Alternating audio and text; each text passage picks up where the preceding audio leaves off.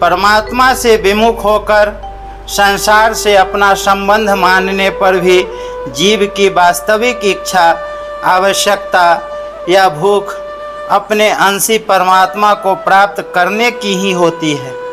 मैं सदा जीता रहूं, मैं सब कुछ जान जाऊं, मैं सदा के लिए सुखी हो जाऊं, इस रूप में वह वास्तव में सत्य चित्त आनंद स्वरूप परमात्मा की ही इच्छा करता है।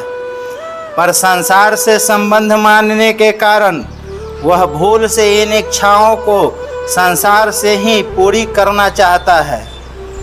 यही काम है।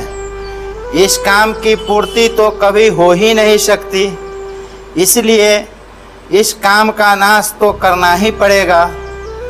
जिसने संसार से अपना संबंध जोड़ा है वही उसे तोड़ भी सकता है। इसीलिए भगवान ने अपने द्वारा ही संसार से अपना संबंध विच्छेद करके काम को मारने की आज्ञा दी है। अपने द्वारा ही अपने आप को वश में करने की कोई अभ्यास नहीं है, क्योंकि अभ्यास संसार, शरीर, इंद्रियां, मन और बुद्धि की सहायता से होता है। इसीलिए अभ्यास में संसार के संबंध की सहायता लेनी पड़ती है। वास्तव में अपने स्वरूप में स्थित अथवा परमात्मा की प्राप्ति संसार की सहायता से नहीं होती, प्रत्युत संसार के त्याग, संबंध विच्छेद से अपने आप से होती है। जब चेतन अपना संबंध जड़ के साथ मान लेता है तब उसमें संसार भोग की भी इच्छा होती है और परमात्मा की भी। जड़ से संबंध मानने पर जीव से यही भूल होती है कि वह सत्य चित्त आनंद स्वरूप परमात्मा की इच्छा, अभिलाषा को संसार से ही पूरी करने के लिए सांसारिक पदार्थों की इच्छा करने लगता है। परिणाम स्वरूप उसकी ये दोनों ही इच्छाएं स्वरूप बोध के बिना कभी मिटती नहीं। संसार को जानने के लिए संसार से अलग होना और परमात्मा को जानने के लिए परमात्मा से अभिन्न होना आवश्यक है, क्योंकि वास्तव में स्वयं ही संसार से भिन्नता और परमात्मा से अभिन्नता है।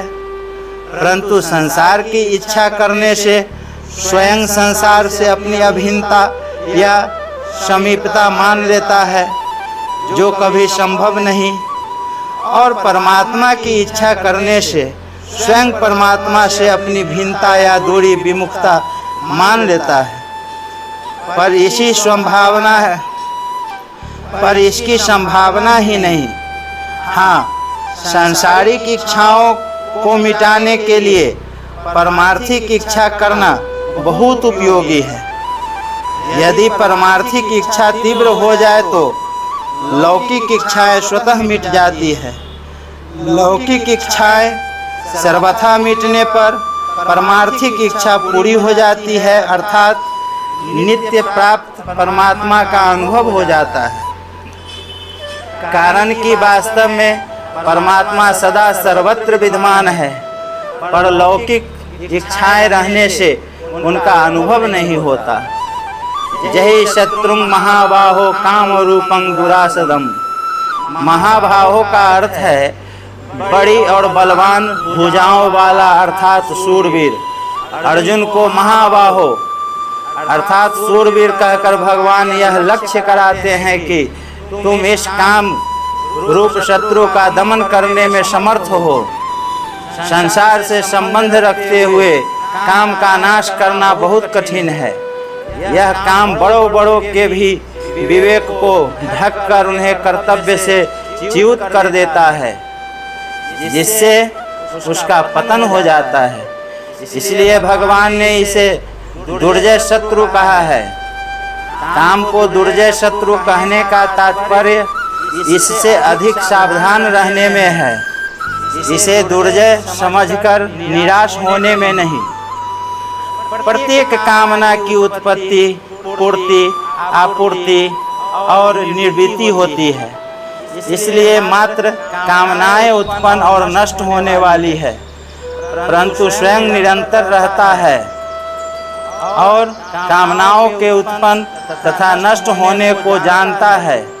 अतः कामनाओं से वह सुगमता पूर्वक संबंध विच्छेद कर सकता है, क्योंकि वास्तव में संबंध है ही नहीं। इसलिए साधक को कामनाओं से कभी घबराना नहीं चाहिए। यदि साधक का अपने कल्याण का पक्का उद्देश्य है तो वह काम को सुगमता पूर्वक मार सकता है। कामनाओं के त्याग में अथवा परमात्मा के प्राप्ति में सब स्वतंत्र अधिकारी योग्य और सामर्थ्य हैं, परंतु कामनाओं की पूर्ति कोई भी स्वतंत्र अधिकारी योग्य और समर्थ नहीं है, कारण कि कामना पूरी होने वाली है ही नहीं। परमात्मा ने मानव शरीर अपनी प्राप्ति के लिए ही दिया।